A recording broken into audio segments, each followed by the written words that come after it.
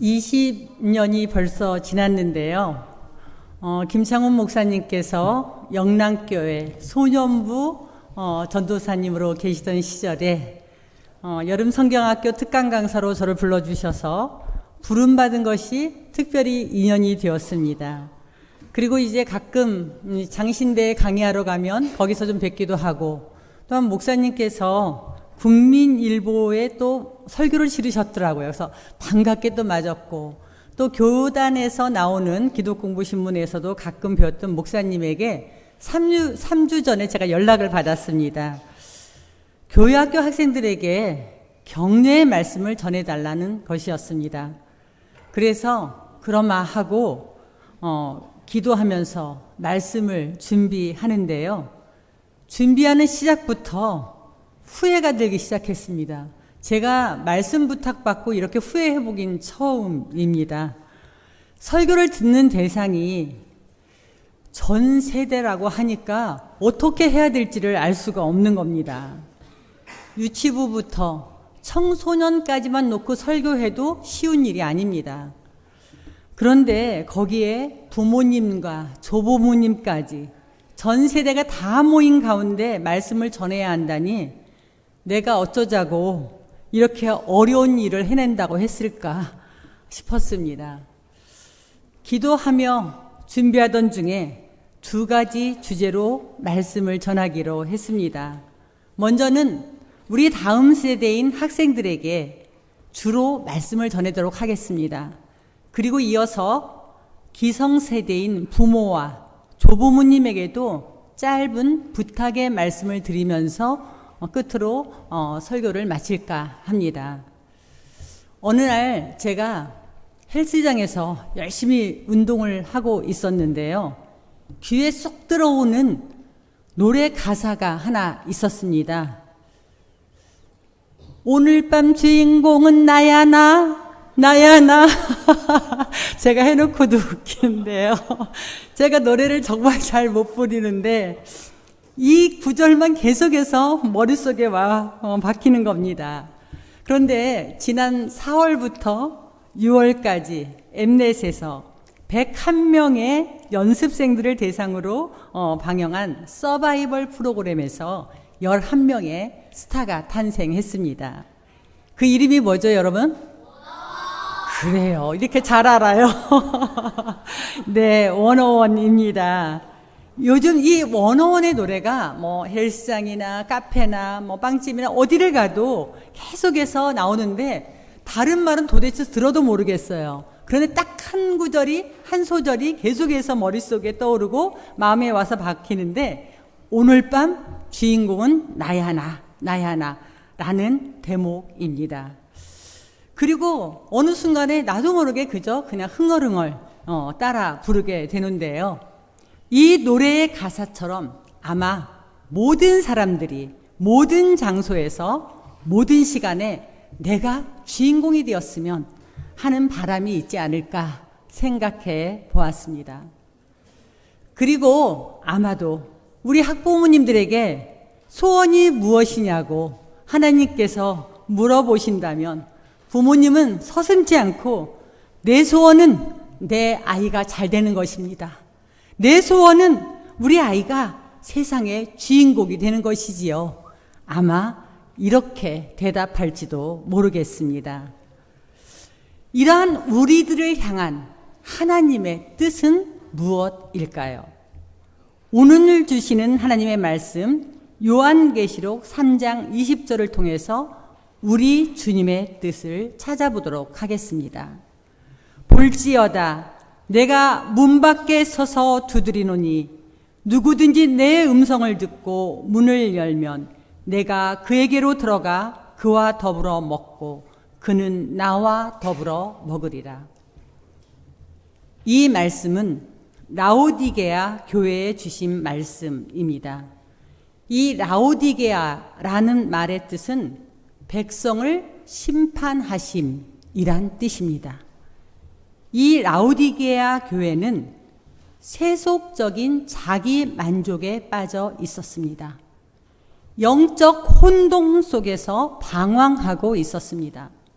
그래서 그리스도께서는 너 라오디게아 교회야, 네가 차지도 아니하고 더웁지도 아니하도다. 다시 말하면 뜨뜻미근하고 미적지근하지 않느냐라고 책망하십니다. 이 교회는 부자였습니다. 그래서 부족한 것이 없다고 자랑하고 있었습니다. 그러나 그 속을 깊숙이 들여다보면 말씀대로 살지 않는 교회였습니다. 병든 교회였습니다. 교회는 다니지만 내가 주인공이 되어서 내 소견에 옳은 대로 살고 있었습니다. 그래서 예수님께서 내 마음 속에 들어가 내가 너와 함께 살고 싶다 라면서 문 밖에서 두드리고 계십니다. 로버트 멍어라고 하는 그 미국인 목사님이 있습니다. 이 목사님이 쓰신 아주 유명한 책이 있습니다. 내 마음 그리스도의 집이라는 책입니다. 이 책이 굉장히 많이 팔렸어요. 그러자 뒤이어서 어린이를 위한 내 마음 그리스도의 집이라는 책이 나왔는데요. 한 20여 년 됐습니다. 아주 예쁜 그림으로 쉽게 나와 있는 책인데요. 이 시간에 이 책 이야기를 좀 하려고 합니다. 초등학생인 혜인이에게 놀라운 일이 일어났어요. 글쎄, 혜인이 집에 예수님이 찾아오셨어요. 혜인이는 예수님과 함께 밥도 먹고 예수님에게 자기 방도 구경시켜드리고 냇가에서 놀고 밤에는 예수님과 함께 잠도 잡니다. 예수님과 함께 있으니까 어두운 방에서 혼자 자는 것도 두렵지가 않았어요. 혜인이는 자기 마음의 집에 찾아오신 예수님을 반갑게 맞아들이고 아주 즐겁게 지내다가 학교까지 예수님과 함께 가게 됩니다. 그러니까 마음이 평안해져서 전에 잘 알 수 없었던 수업 내용도 이제 잘 이해가 되고요. 아주 좋았어요. 예수님은 단짝 친구처럼 언제나 혜인이와 함께 계셨어요. 혜인이는 학교에서 친구들과 함께 축구를 하게 되었습니다. 혜인이는 골키퍼였어요. 열심히 공을 이쪽에서 맞고 저쪽에서 맞고 열심히 막았지만 결국 골을 지키지는 못했어요. 그런데 갑자기 욕심이 생겨서 손으로 슬쩍 공을 밀어버리고는 노골이라고 막 우기기 시작했어요. 그런데 가장 친한 친구조차도 혜인이가 속임수를 썼다면서 비난을 하자 화가 났습니다. 그래서 우울한 마음으로 집에 돌아왔습니다. 집에 돌아온 혜인이는 쪽지에 뭔가를 막 써내려갔어요. 그리고 그 쪽지를 상자에 담아서 옷장 속에 숨겨 두었습니다. 그리고는 기분이 별로 좋지 않아서 예수님과도 별로 말도 하지 않고 그냥 하루를 보냈습니다. 다음 날 역시 혜인이는 안 좋은 기분으로 하루를 보냈습니다. 그날 밤 혜인이가 잠을 자려고 하는데요. 잠자리에서 예수님께서 말씀하십니다. 혜인이 옷장에서 냄새가 난다는 거예요. 그래서 도저히 잠을 주무실 수 없다고 혜인이와 자지 않고 밖에서 주무시겠다고 말씀하시는 겁니다. 다음 날 예수님은 말씀하십니다. 혜인이가 예수님과 함께 살고 싶다면 옷장에서 나는 그 고약한 냄새, 그 냄새를 없애야 한다는 거예요. 사실 혜인이는 이것만큼은 예수님이 안 봤으면 하고 생각하고 있었거든요. 그렇지만 할 수 없이 혜인이는 옷장 구석에 처박아둔 쪽지가 담긴 상자를 꺼내왔어요. 그런데 그 상자를 보니까 친구네 집에서 슬쩍 해온 장난감이 들어 있었어요. 또 그 상자 안에는 얼마 전 축구 때문에 친구가 미워 싫어 라고 써놓고 마구 구겨서 넣어놨던 쪽지가 담겨 있었어요. 그러나 예수님은 여전히 혜인이를 사랑하는 눈빛으로 바라보십니다. 그리고 용서한다고 말씀하시면서 친구에게 장난감을 돌려주라고 하십니다.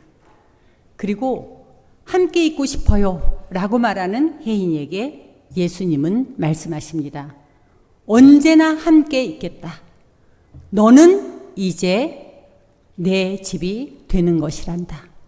너는 이제 내 집이 되는 것이란다 말씀하십니다.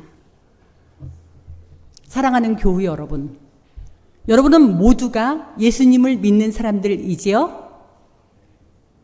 다시 한번 묻겠습니다. 여러분은 모두 예수님 믿는 사람 맞지요? 네. 우리는 예수님을 주님으로 내 마음에 모셔드린 사람을 그리스도인이라고 합니다. 다 같이 큰 소리로 따라해 볼게요. 그리스도인. 그렇습니다. 예수님을 주님으로 내 마음에 모셔드린 사람을 그리스도인이라고 합니다. 그리스도인이라면 내 인생의 주인공이 내가 되어서는 안 됩니다. 그리스도인이라면 내 인생의 주인공은 예수님이어야 합니다. 내가 예수님의 집이 되어야 하는 겁니다. 그래서 오늘 밤 주인공은 나야 나가 아니라 나야 나 예수님의 집이라고 외칠 수 있어야 합니다. 내가 예수님의 집이 되려면 어떻게 해야 할까요? 제일 먼저 내 마음의 집에 찾아오신 예수님을 반갑게 맞아들여야 합니다.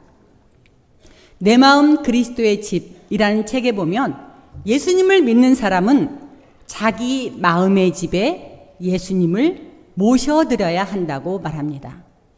이 말은 무슨 말이냐면 예수님을 내 마음에 초대하기로 결단해야 한다는 뜻입니다. 그런데 예수님을 어떻게 초대할 수 있지요? 이제부터 목사님이 하는 기도를 따라서 하세요. 그러면 예수님을 우리가 초대할 수가 있어요. 자, 이제부터 따라 하겠습니다. 주 예수님, 자기 이름을 넣어서 합니다. 나 김명옥은 주님을 믿고 싶습니다.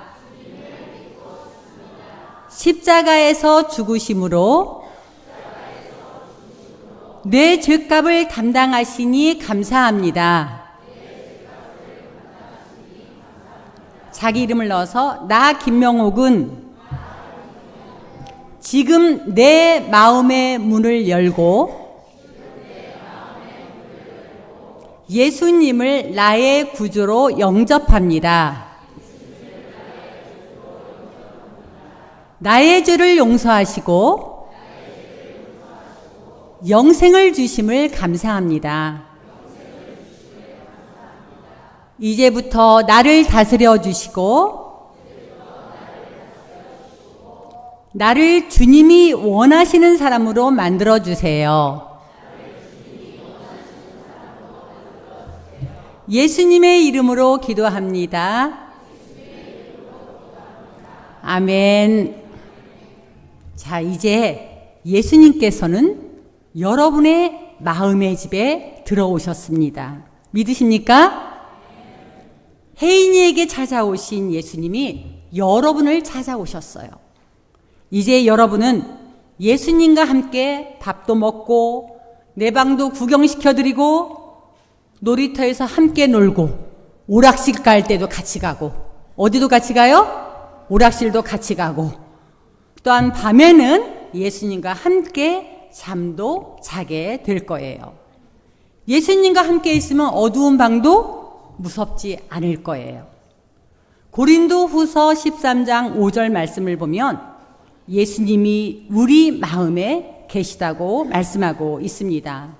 너희는 믿음 안에 있는가? 너희 자신을 시험하고 너희 자신을 확증하라. 예수 그리스도께서 너희 안에 계신 줄을 너희가 스스로 알지 못하느냐? 이제 여러분은 예수님의 집이 되었습니다. 나야 나 예수님의 집이라고 한번 다 같이 외쳐보도록 하겠습니다. 나야 나 예수님의 집. 네, 내가 예수님의 집이 되려면 두 번째, 예수님과 동행해야 합니다. 자, 이제 여러분은 혜인이처럼 내일부터 예수님과 함께 학교에 가도록 하세요. 누구와 함께 학교 간다고요? 네, 여러분이 학교에 다니는 일이 그렇게 쉽지만은 않죠. 아침에 일찍 일어나야 되지요. 그리고 싫어하는 과목도 배워야 되지요. 마음에 들지 않는 친구하고도 잘 지내야 되고요. 더구나 누구도 이 일을 대신해 줄 수 없다는 것이 제일 심각한 문제일지 모르겠습니다. 이렇게 어려울 때 여러분과 함께 학교에 계신 예수님께 기도하세요. 어려움을 이기고 하나님이 기뻐하시는 학교 생활을 해 나갈 수 있도록 도와달라고 예수님께 기도하세요. 그러면 학교에서 여러분이 공부할 때도, 여러분이 학교에서 운동할 때도, 심지어는 시험을 볼 때에도 예수님께서 여러분과 함께 하실 거예요. 이제 예수님은 여러분의 단짝 친구처럼 언제나 여러분과 함께 계실 거예요. 한 친구가 목사님에게 질문을 했어요. 예수님을 믿는 사람들이 꼭 학교에 가서 열심히 공부해야 돼요? 잠언 1장 7절 말씀에 보면 여호와를 경외하는 것이 지식의 근본이라고 하십니다. 우리는 공부를 통해서 하나님이 지으신 세계를 더 잘 알 수 있어요. 그러니까 예수님을 믿는 사람들은 열심히 학교를 다니면서 열심히 공부를 해야 하는 거예요. 또 한 친구가 저 목사님한테 물어봤어요. 학교 공부하고 교회 공부는 다르지 않아요? 그렇지 않습니다. 우리 학생들이 유치원에 가고 학교에 가서 배우는 모든 지식은 온 세상을 창조하신 하나님의 지혜입니다. 학교에서 배우는 공부가 모두 하나님의 지혜를 배우는 통로가 되는 거예요. 우리 예수님을 믿는 학생들이 믿지 않는 사람과 다른 점이 있다면 공부를 하는 이유가 다를 뿐입니다. 믿지 않는 학생들이 공부하는 이유를 보니까 돈 벌고 성공하기 위해서 공부를 한다는 겁니다. 믿지 않는 학생들이 공부하는 이유는 경쟁에서 이기기 위해서입니다. 그러나 예수님을 믿는 그리스도인인 우리가 공부해야 하는 이유는 하나님의 뜻을 이루기 위해서입니다. 예수님을 믿는 우리가 공부해야 하는 이유는 이웃을 더 잘 섬기기 위해서입니다. 하나님의 뜻을 이루기 위해서 공부하는 우리는 공부의 결과가 아니라 모든 과정을 성실하게 최선을 다하는 사람입니다.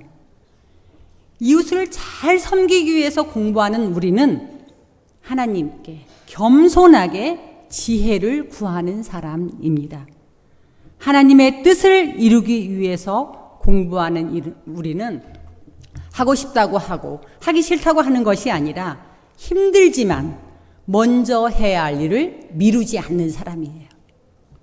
하나님께서는 우리 모든 사람에게 은사를 주셨습니다.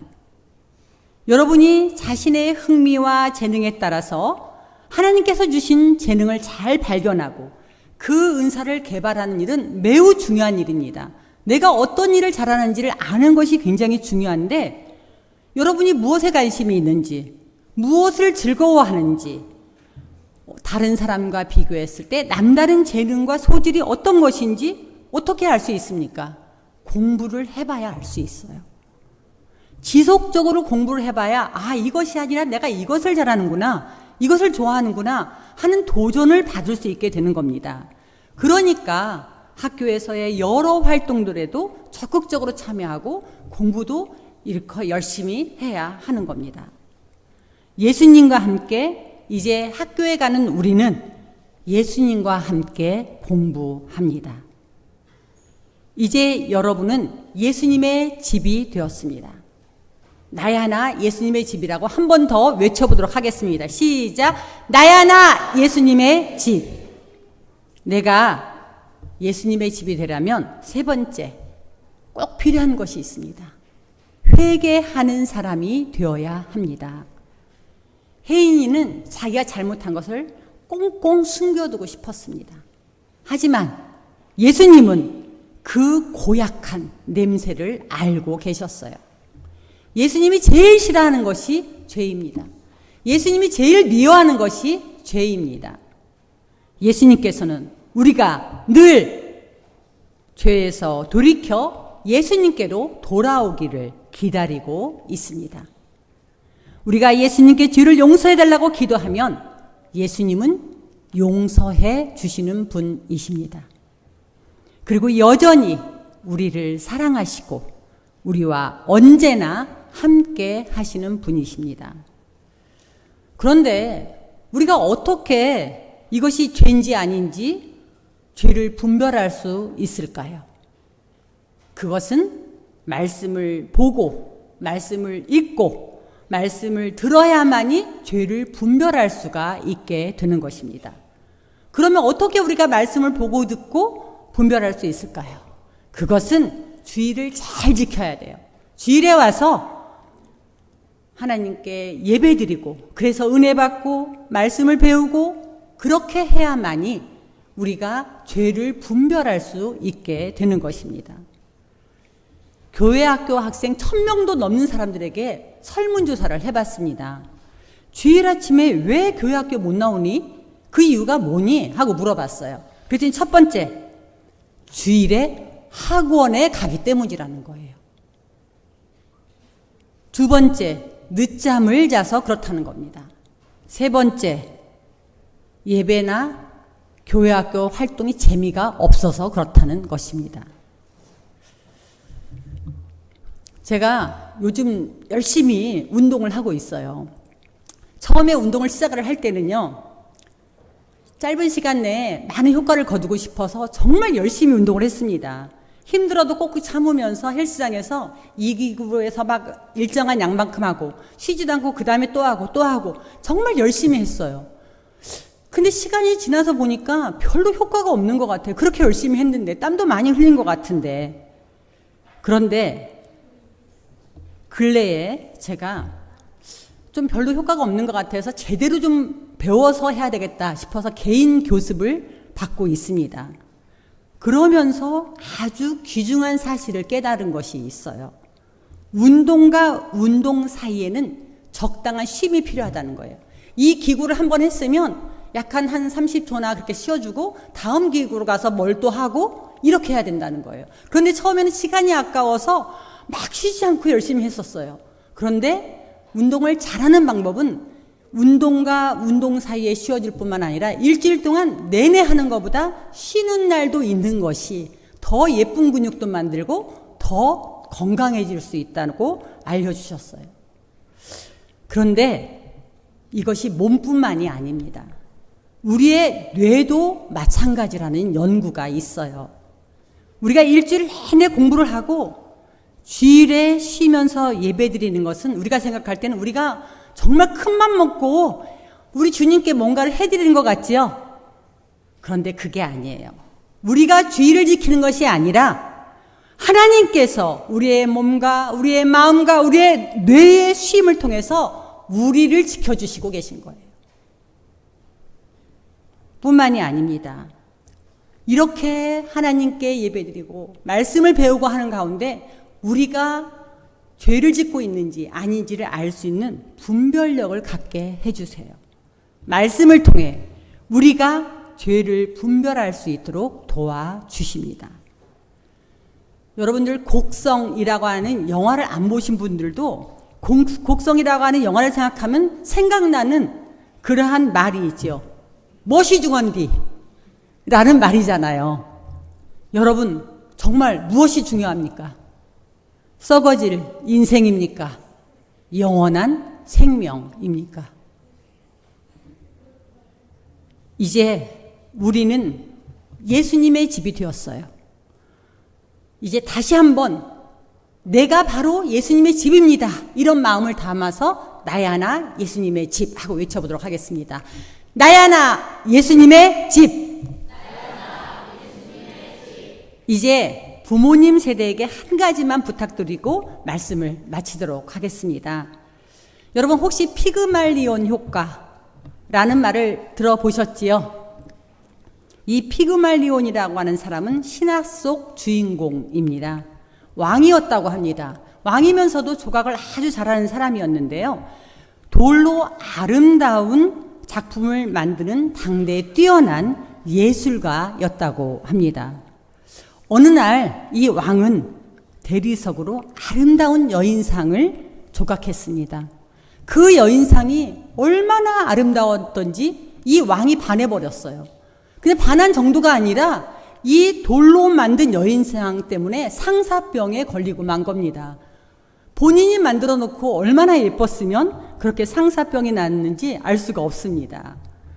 그런데 이 피그말리온의 애처로운 모습을 보다 못한 우리가 알고 있는 미의 여신 아프로디테가 이 아름다운 조각상에게 생명을 불어넣어서 사람을 만들었다는 이야기입니다. 이 신화에서 따온 이론이 바로 피그말리온 효과입니다. 이 피그말리온 효과라고 하는 것은 타인의 기대나 관심으로 인해서 능률이 오르는 거예요. 원래는 본인이 그런 능력이 있다는 걸 몰랐는데 사람들이 관심을 기울여주고 그리고 사람들이 또 기대해주고 하면 그 기대에 부응하기 위해서 열심히 일을 해서 능률이 오른다는 거예요. 그래서 결과적으로 좋은 결과를 가져오게 된다라는 현상입니다. 타인이 나를 존중하고 나에게 기대하는 것이 있으면 기대에 부응하는 쪽으로 변하라고 노력하여 그렇게 된다는 의미입니다. 이 이론의 근거에서 미국의 한 심리학자와 초등학교 교장 선생님이 이걸 실험을 해보았다고 합니다. 초등학교 학생 전교생을 대상으로 해서 지능 검사를 했습니다. 자, 지능 검사를 결과에 상관없이 그런데 무작위로 한 반에서 20%의 학생들을 이제 뽑았습니다. 그리고 그 명단을 담임교사에게 주면서 뭐라고 말했냐면 지적인 능력이나 학업 성취력이 향상 가능성이 많은 학생들입니다 라고 말을 해줬어요. 사실은 선생님은 어떤 생각을 했냐면 이런 생각을 했어요. 지난번에 지능검사 하더니 지능검사에서 IQ가 높은 애들을 뽑아줬구나 이렇게 생각했어요. 그런데 사실은 아니죠. 무작위로 뽑은 20%의 사람이었습니다. 그리고 8개월이 지났습니다. 이전과 같은 지능검사를 다시 실시해 봤는데요. 그 결과 명단에 속한 학생들 20%에 속하는 학생들은 다른 학생들보다 지능지수가 높게 나왔다는 거예요. 제가 성적이 높게 나온 건 이해가 되는데요. 지능지수가 높게 나왔고 성적도 훨씬 더 우수하게 나왔다는 이야기입니다. 명단에 오른 학생들을 아마 선생님은 기대감을 가지고 늘 격려했을 거예요. 그리고 기대감을 보여줬을 거예요. 그러다 보니까 아이들이 더 열심히 공부하고 더 발전했던 모습을 볼 수가 있습니다. 격려라고 하는 말은 이게 하나님의 말씀 중에 하나가 아닌가 저는 그런 생각을 해봅니다. 격려는 원래 마음을 복두두어서 힘쓰게 한다라는 뜻을 가지고 있는데요. 사람들은 격려를 통해서 큰 힘을 얻게 됩니다. 이건 아이들만 그런 게 아니에요. 어른들도 마찬가지입니다. 다시 한번 잘해보려는 이 격려를 통해서 그 동기를 갖게 되는데요. 그렇다면 격려는 아무리 내가 격려를 해주고 싶어도 쟤는 도대체 장점이란 없다. 이렇게 생각하는 아이가 있을지 모르겠는데요. 사실 격려는 없는 말을 지어내는 게 아니라 정말 그 사람에게 있는 것을 찾아내는 겁니다. 세상에 칭찬거리가 없는 사람은 한 명도 없습니다. 그래서 그 사람의 칭찬거리를 찾아서 네가 이걸 잘하는구나 하고 격려해 주셔야 한다는 것이죠. 있는 것을 발견하고 그 있는 것에 의미를 부여해 주고 기대를 담아내는 그 수준 높은 태도, 이것이 격려인데요. 사실 가장 위대한 교육은 학생을 믿어주는 것입니다. 가장 위대한 교육은 학생을 믿어주는 거예요. 여러분들이 가정에서나 내 자녀가 어른이 되어서도 또한 우리 교회 학교에서도 아이들을 믿어주는 것이 대단히 중요합니다. 이렇게 믿어주면 아이들은 어려운 상황 속에서도 꿈을 가지고 꿈을 위해 노력할 수 있는 동기가 유발되는 겁니다. 아이들에게 비전을 주십시오. 그 비전을 향해 달려갈 수 있도록 격려해 주십시오. 그리고 아이들에게 박수 쳐 주십시오. 이것이야말로 가장 최고의 교육입니다. 오늘 이후에 우리 베델교회 모든 부모님, 조부모님, 교사, 교인들은 우리 학생들을 만날 때마다 격려해 주시고 박수 쳐 주시고 그리고 믿고 기다려 주시기 바랍니다. 왜냐하면 우리의 다음 세대는 모두가 예수님의 집이기 때문입니다. 자, 또 한 번 다시 소리치고 큰 소리 외치고 나서 그리고 마치도록 하려고 하는데요. 자, 뭐라고 해야 될까요? 나야 나 예수님의 집. 자, 큰 소리로 같이 외치도록 합니다. 나야 나 예수님의 집. 한 번 더 합니다. 시작. 나야 나 예수님의 집. 다 같이 기도하겠습니다. 하나님 감사합니다. 우리를 사랑하셔서 독생자 예수님을 보내주시고 우리가 예수님을 마음에 모셔드리고 예수님과 동행하며 살아갈 수 있는 귀한 길을 열어주시니 감사합니다. 우리가 예수님의 집인 것을 늘 기억하며 주님께서 기뻐하시는 삶을 살아가게 도와주세요. 예수님의 이름으로 기도드립니다. 아멘.